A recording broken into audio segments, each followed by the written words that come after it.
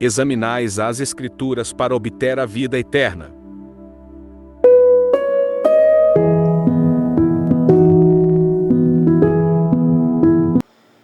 Nunca houve tanta gente que acredita em Deus e, ao mesmo tempo, nunca houve tanta gente saindo das igrejas. Algumas estão vazias. No Brasil, pessoas sem religião cresceram 2% em 1940, para mais de 8% em 2010, e chegaram em 9,3% em 2022 a 25. Hoje são 20 milhões de desigrejados. A maioria não virou ateia, virou desigrejada. Ou seja, não abandonaram a Deus, melhoraram a convicção com Deus, estreitaram a relação com o Senhor, tiveram mais tempo com o Senhor e menos com a igreja. Abandonaram o quê? O sistema religioso, como o sistema político, como o sistema qualquer outro. O diagnóstico sociológico disso aí, por exemplo, o Peter Berg, que é um sociólogo, ele explicou algo essencial. Antigamente, a religião era como um teto sagrado sobre a sociedade inteira. Hoje existem muitas opções de crença, muitas mesmo. Você tem à vontade, você escolhe. E se enfraqueceu o poder da instituição religiosa. Ninguém consegue controlar a vida das pessoas. A fé deixa de ser herdada de pai para filho, passa a ser escolhida. Igreja católica, eu nasci católico, meus pais eram católicos, meus avós católicos, eu sou católico. Ou eu sou evangélico. Charles Taylor, ele escreveu um livro chamado A Era Secular. Ele disse: antigamente era difícil não acreditar, hoje é difícil acreditar da mesma forma que antes. Ou seja, nada mudou. Deus mudou o ambiente cultural que nós vivemos. O Zygmunt Bauman, espetáculo, os livros dele, ele chama a nossa época de modernidade líquida, que vaza pelas mãos. As pessoas não querem mais estruturas rígidas, igrejas rígidas. Tem que chegar, ler um versículo, o diácono abre, o presbítero fala, depois o pastor canta uma música, ou o conjunto canta. As pessoas não querem mais essas estruturas. Nem casamento rígido, nem carreira rígida, nem igreja rígida. Então elas mantêm a fé, mas rejeitam a instituição. Isso é chamado de desigrejado. O diagnóstico psicológico, agora entra a psicologia da religião. Muitos desigrejados não saíram por rebeldia, não. Saíram por ferida espiritual. Eu tenho o meu caso, por exemplo, que eu saí porque eu fui convidado a sair. E eu perguntei o que eu vou falar para as pessoas, por que eu saí e fui mandado embora. Eles disseram que eu não fui mandado embora também. Disseram para mim que eu não encaixo. Aí um dos bispos falou: olha, você tem conhecimento em história, sociologia, teologia, e tem conhecimento das estruturas da igreja. Igreja de Nova Vida, posso dizer. E foi a mandado do bispo da época, Walter McAllister, que esses 4, 5 pastores, eu me lembro até hoje do pastor Pedro, que você tem conhecimento, a nossa igreja foi dividida e pode ser dividida de novo com o seu conhecimento. Isto porque eu estava sendo convidado para pregar no Rio de Janeiro, direto. Cada vez que eu descia lá, eu recebia 4, 5 convites, porque talvez eu mexia com a estrutura. Estou falando, dando até nomes aqui, já falei com eles. E um dos pastores, meu amigo, o Pepper, pulou da piscina e veio falar comigo. Ô Godoy, o que está acontecendo? Eu falei: não sei. Eu acho que eu incomodo. E de fato eu incomodei. Esse foi o meu caso, o seu pode ser outro. E nunca mais eu voltei para a igreja. Eu achei que e era uma igreja boa, mas tinha mandatário, tinha poderosos, tinha que mandasse, estava debaixo de quem mandava. Você não podia abrir a boca. Então existe uma manipulação, existe medo espiritual, culpa exagerada, controle da vida pessoal, abuso de autoridade. Isso gera desconfiança da igreja e fé em Deus. Existe uma dissonância espiritual, o evangelho que você lê e o evangelho que você escuta. A igreja que você vive, então surge o conflito interno. Isso não parece Jesus, no meu caso. E ela, você acaba saindo, porque não é Jesus. Nesse meu contexto, seria acolher, perguntar, aconselhar, ajudar e se pertencer. Talvez ter mais amigos. E eu fiz uma boa amizade com esses pastores da Igreja Nova Vida do Rio de Janeiro. E de São Paulo tinha 2 ou 3 só. Então, você sente a perda de pertencimento. Foi o que eu senti. Igrejas cresceram institucionalmente, mas diminuíram o relacionamento. O relacionamento menos. Pastores próximos, amizades reais, cuidado pessoal, programa, eventos e resultados, igreja cheia e alma vazia.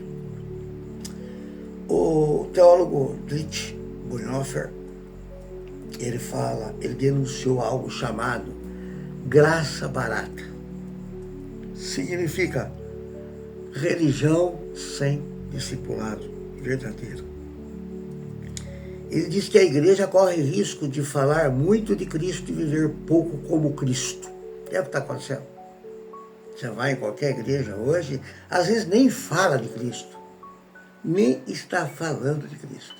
Eu já assisti cultos aí, tenho assistido, que não fala de arrependimento, não fala de salvação, não fala de pecado, não prega a volta de Jesus, não tem mais. Você vai, é um auê, em todo sentido. Música, então, nem se fala, perdeu. O Caio Fábio, que eu gosto muito dele, ele afirma, muitos desigrejados não abandonaram Jesus, abandonaram o controle religioso, o legalismo, a performance espiritual. Segundo ele, a igreja virou um sistema e o evangelho virou um evento. Existe uma tensão central do cristianismo moderno. Aqui está o ponto mais profundo que eu quero dizer. Jesus fundou uma comunidade? Não, não fundou. Ele veio para uma igreja, disse alguém, que se ele voltasse hoje, o único lugar que ele não botaria o pé era na igreja. Não fundou a instituição hierárquica rígida. A igreja era casa, era mesa, era amizade, era partilha, era oração. Não era a empresa religiosa que virou hoje. Antes, a autoridade vinha da instituição. Hoje, a autoridade vem da experiência pessoal.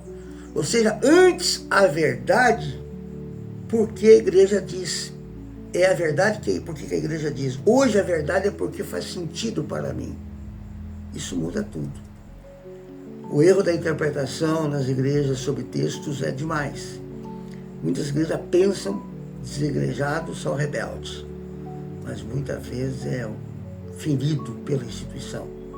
Desigrejado consciente ou desigrejado em busca de autenticidade? Responda essas perguntas.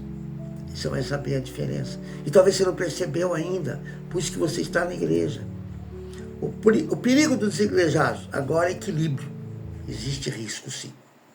Sem comunidade espiritual, a fé enfraquece, mas comunidade espiritual, não templo que tem Deus no teto, no altar. Não instituição necessariamente, mas comunitário. O futuro da igreja, segundo alguns sociólogos, estamos vivendo o fim da igreja templo. Estamos vendo o fim do modelo da igreja. A religião não vai morrer. Ela está mudando a forma, o exemplo. Menos templo, mais grupos pequenos. Menos denominação, mais grupos comunitários. Menos sistema, mais relacionamento. Talvez o Espírito Santo não esteja abandonando a igreja. Talvez esteja libertando a igreja. Está fazendo bem para as pessoas que estão saindo. A questão final é, um dia um pregador, em 92, um pregador disse no seminário da CEPAL uma coisa muito importante. Perguntou a todos os pastores, mais de 1000, vocês convidariam o apóstolo São Paulo para pregar na sua igreja? Hoje? Calou. Paulo se prega da igreja hoje, ele vai pregar fé, arrependimento, graça, presença de Deus, unidade, corpo. Hoje não, você não vê nada disso.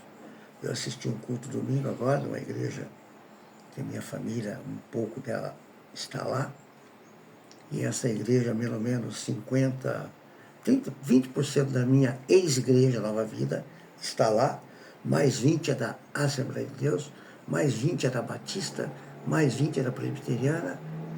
Então, isso é igreja? Aceitar a divisão? Aceitar membros fakes de outras igrejas? Por que esse pastor aconselhou, chamou o pastor daquela igreja? Vamos sentar, vamos ajudar essa pessoa. Isto é comunidade. Não. Você conhece uma igreja, se ela começar hoje, ela está vazia, se ela não utilizar as redes sociais, os shows. Na minha cidade tem sempre shows. Sempre tem shows. São Paulo também agora é a vinda do Benihim. Eu tive com o Benihim na Europa. O cara é herege de tudo. Mas lota, porque quer ver o show do Benihim. Jogar o paletó, as pessoas caírem e assim por diante. Bom, já fui crítico demais, né? Mas eu quero dizer que eu sou de Jesus. Mesmo que você me diga que eu sou desigrejado, eu não estou na estrutura religiosa.